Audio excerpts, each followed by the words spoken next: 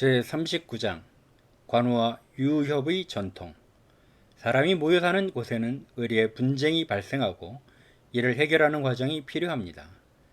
세상의 인심은 옳고 그른 것보다 힘센 사람 편에 서는 경우가 많고 힘이 약한 사람은 살면서 억울한 경우가 다반사입니다. 삼국시대는 난세이다 보니 법은 멀고 관청의 억울함을 호소해도 힘이 있는 사람 위주로 해결되기도 하고 시간이 오래 걸리기도 합니다.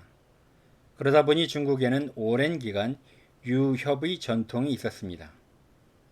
유비, 관우, 장비, 의형제는 중국 민중들의 입장에서는 자신들의 편에 서서 억울함을 해결해 줄 것 같은 믿음을 주었고, 그런 이유로 관우는 시간이 지나면서 공자와 대등한 존재가 되었다가 어느새 군신에서 시작하여 재물신으로 추앙을 받고 있다고 보여집니다. 관우는 인간적 결함도 존재하지만 한나라 승상인 조조가 아무리 자기 편으로 유혹하여도 의형제의 의리를 쫓은 인물로 조조는 물론 민중들의 존경과 신앙의 대상이 되었습니다. 중국에서 유협의 유구한 전통은 사마천의 사기에서부터 잘 나타나 있습니다. 유협은 중국의 독자적인 상무적 특성이 결합된 영웅담으로 필요하면 실정법을 어기는 것을 불사하면서 강한 자를 누르고 약한 자를 돕는 동양 전통의 무법자 개념이자 영웅 개념이라고 정의할 수 있습니다. 정사 관우전에는 의형제의 친밀함을 언급하면서 유비는 잠잘 때에도 두 아우와 함께했으며 그 정이 형제와 같았다고 합니다. 여럿이 모이는 자리에 관우와 장비는 늘 유비 곁에 있었고 유비를 따라 전쟁터를 돌아다니며 고난과 험난함을 피하지 않았다고 기록되었습니다. 하지만 장비전에는 관우는 병사들을 잘 대해주지만 사대부들에게는 오만했다고 하며 제갈량이 방통과 동급으로 평가한 유오립전의 기록에서는 관우가 자신의 용맹함과 명성에 기대어 병사를 인솔하는 정확한 법칙이 없으며 자기 기분에 따라 돌발적으로 공격했기 때문에 앞뒤로 여러 차례에 걸쳐 많은 병사를 잃었다고 평가한 내용도 전해지고 있습니다. 다만 관우의 행적에 관해서는 독특하게 하동군 해현 출신인데 망명하여 탁군으로 달아나서 유비와 장비를 만났다는 짤막한 내용이 추가되어 있습니다. 어떤 사연이 있었을까요? 정사 삼국지에 기록된 간략한 내용과는 달리 삼국지 연예에는 민중들의 기호에 따라 관우에 관한 전설이 각색되어 담겨 있습니다. 관우는 또한 중국인들이 사랑하는 경극에서도 중요한 위치를 차지하고 있는 캐릭터이기도 합니다. 경극의 전성기 때에는 청나라의 서태후마저도 관우가 경극에 등장하면 기립해서 존경을 표시하는 분위기였다고 합니다.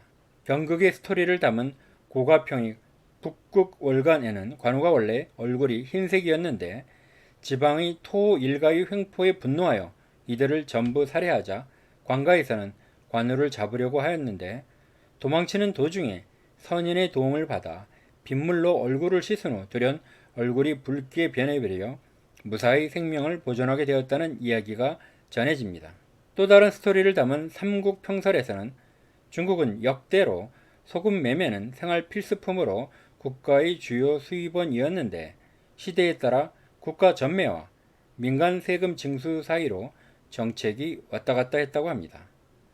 한고조 초기에는 민영이었다가 한 무제가 흉노토벌이 전쟁 비용 마련을 위해 전매를 하였고 후한의 광무제는 전매를 철폐했지만 장제 때 다시 전매를 했다가 화제 시절 폐지하였는데 관우가 살던 시절은 민영이던 시절이었다고 합니다.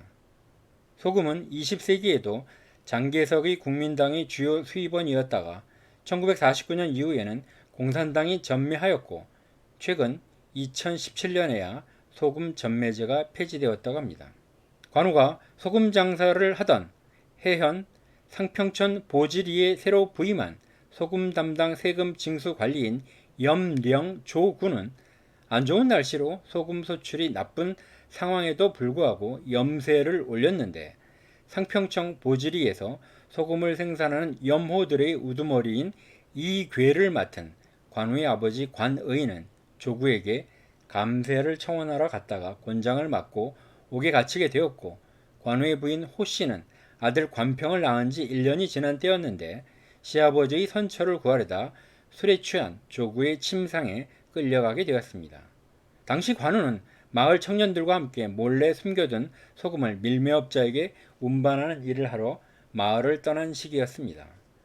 아버지 관의는 권장에 맞은 상처가 악화되어 죽고 아내인 호씨도 몸져 누웠다가 세상을 떠나자 분노한 관우는 홀로 술과 안주를 챙겨가서 관아의 보초병들을 먹인 다음 염령 조구를 찾아가 목을 벤 다음 고향을 떠나 장비와 유비의 고향인 탑군으로 도주했다고 합니다.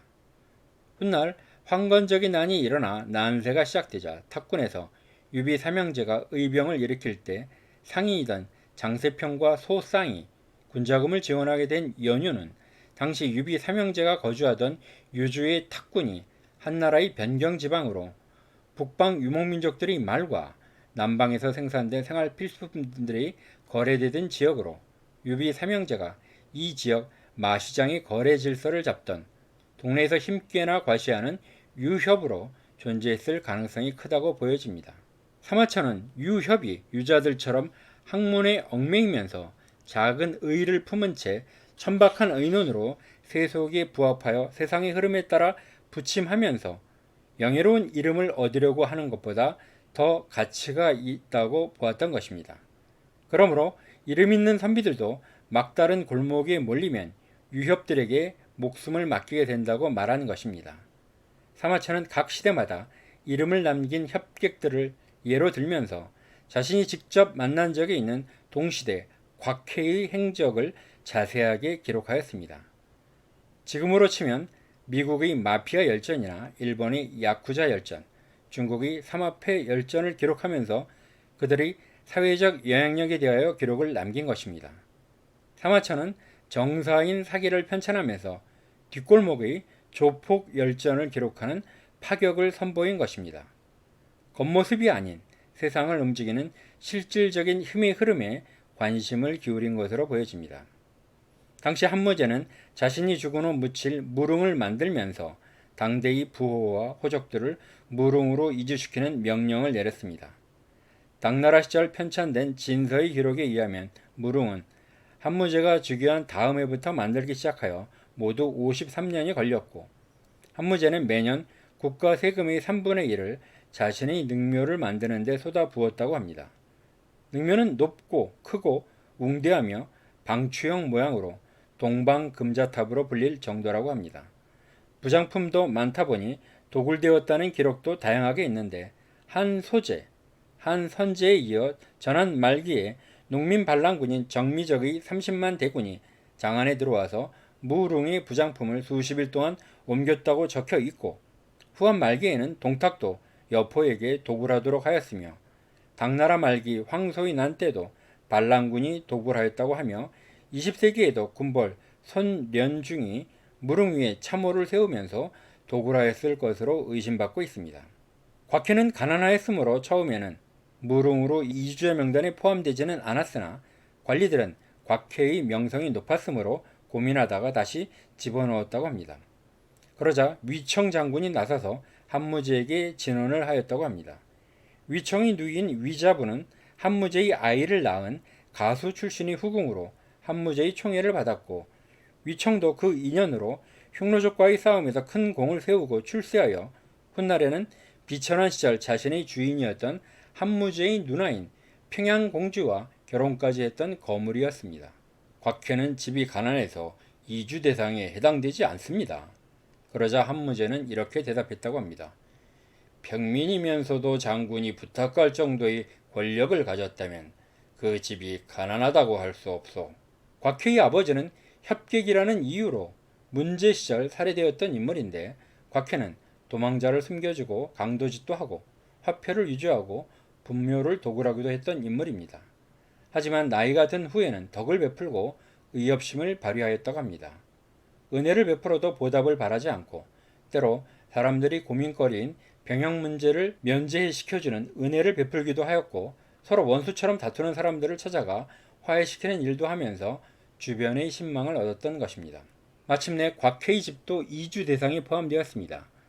그러자 곽해를 위해 주변 사람들이 모은 전별금만도 천만여 전이나 되었고 지역의 유력자들과 호걸들도 곽회의 명성을 듣고 친분을 쌓으려고 다투어 사귐을 청하였다고 합니다.